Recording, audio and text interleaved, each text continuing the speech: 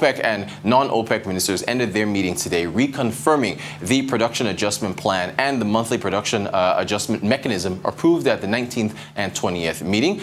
The oil ministers also upheld the decision to adjust upward the monthly overall production for the month of August 2022 by 648 million barrels per day, but avoided discussing its production policy from September onwards. Crude oil prices did fall on the outcome of the meeting. Brent futures declined 1% to $115.09. U.S. West Texas Intermediate futures, they were down 2.76% to $106.75 per barrel. Discussing the OPEC alliance decisions and the implications for the wider global financial markets is Uchenna Minnis, who is the global market strategist and managing partner at Howard Minnis Asset Management. Good evening to you. A warm welcome to you, sir. Thank you so much for joining us. So, OPEC alliance has decided to leave all parameters of its production quota unchanged. So what has changed at this point? I mean, nothing. It's just what we're seeing is the OPEC is trying to tread carefully. They don't want to get to the point where they are too aggressive in adjusting their policies, and at the same time, that can sort of just affect the market dynamics at the moment. I think where OPEC is yes, there is that bother that prices are trading significantly higher for oil-consuming nations. However, they're not exactly so bothered about this, and that's why they're not in any way trying to be aggressive in terms of their policy stance. On the other flip side of things, you probably would notice that Saudi Arabia are also very, very cautious because one of the major players in this play is Russia, and Russia is at war with Ukraine. So they're just trying to be diplomatic at the same time apply caution. They don't want a repetition of what we saw sometime in April 2020, where it was a very, very disastrous moment for the oil market. OPEC says its production for the month of August would be 648 million barrels per day. That's the month in which Nigeria promises that its production would ramp up higher. Do you think this is achievable?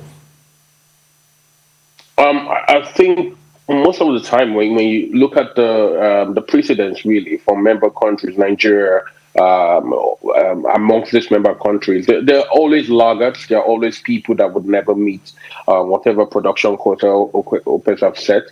And we, as you know, infrastructurally, we don't meet this quota. So in terms of wrapping operation, I think theoretically that's what we're saying. But when it comes to the practical situation of things, given the risk we face with oil theft, what we get to experience is that we just don't meet up our production quota.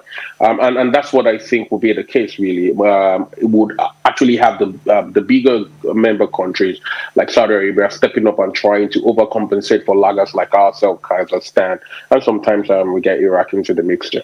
What's your outlook on oil prices? Some analysts are forecasting a jump to the top of a $130 per barrel range. I mean, it's clear. I mean, it's a no-brainer, really. I mean, fundamentally, we're in a bullish market when it comes to oil. And from a geopolitical standpoint and from a, should I say, supply standpoint, you can see what is happening with the Russian war, Russia-Ukraine war. That is the given, right? Fundamentally, this will continue to trade higher. The path of least resistance is upwards. And yes, I don't doubt 130 as an outrageous price market in this market. Oh, wow. How does the oil market situation play into the financial markets? You know, that dipped sharply in the month of June, ending today. Yeah, I mean, what we're seeing is, it's adding significant inflationary pressure whereby a number of countries are already struggling in terms of purchasing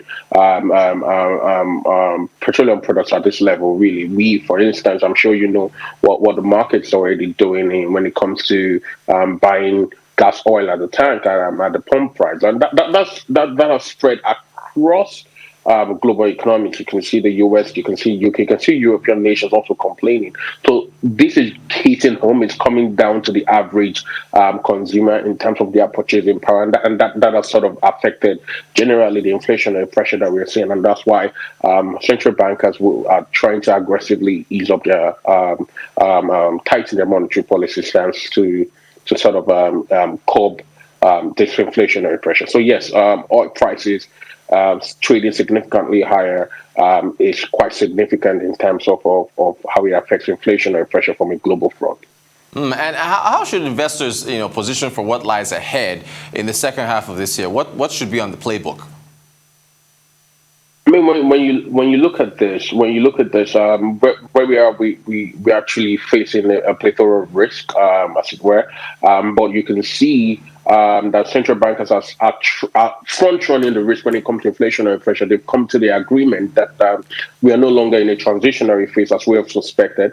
We're still dealing with supply chain shocks, and that is being seen across markets. So what you're seeing now is you're seeing a number of investment and portfolios sort of readjust from risky assets, really. And in that regards, you can expect we can expect a downturn in this market, and we're already seeing that across the top indices in the US, the top indices in European markets. So the fixed income space is a place you can try to want to